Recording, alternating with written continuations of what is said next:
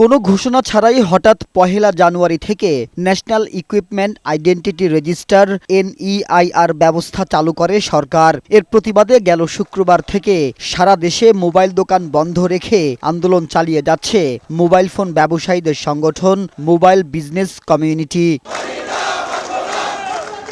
সোমবার রাজধানীর সব মার্কেটে মোবাইলের দোকান বন্ধ রেখে বিক্ষোভ অবস্থান ও মানববন্ধন করেছে ব্যবসায়ীরা। ঢাকা মহানগরের Eastern Plaza, Bashundhara City, Jamuna Future Park সহ বড় শপিং মলের সামনে অবস্থান নিয়ে আন্দোলন চালিয়ে যাচ্ছে ব্যবসায়ীরা। বিভাগীয় পর্যায়ে প্রত্যেক থানা পর্যায়ে যত মার্কেট আছে তার সামনে আমাদের শান্তিপূর্ণ মানববন্ধন কর্মসূচি আর আমাদের শাটডাউন কর্মসূচি চলবে কন্টিনিউ।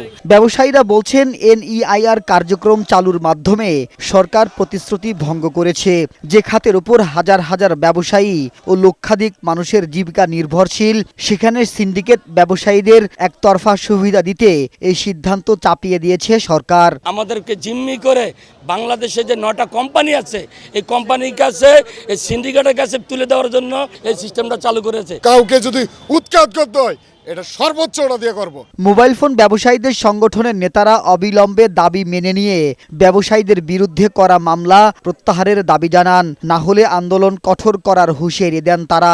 NEIR সিস্টেমকে সংস্কার করতে হবে। এটার 24 ঘন্টা ওয়েবসাইট মানুষ যে সার্ভিস নেবে এটা চালু রাখতে হবে এবং সারা বাংলাদেশে সার্ভিস সেন্টার খুলে মানুষকে রেজিস্ট্রেশনের এগুলা সহজ করে দিতে হবে। কয়েকটি বিশেষ গোষ্ঠীর স্বার্থ রক্ষার জন্য পুরো মোবাইল বাজারকে জিম্মি করার অপচেষ্টা মেনে নেওয়া হবে না বলেও জানান আন্দোলনকারী ব্যবসায়ীরা। মাহবুব আজমি, বৈশাখী সংবাদ, ঢাকা।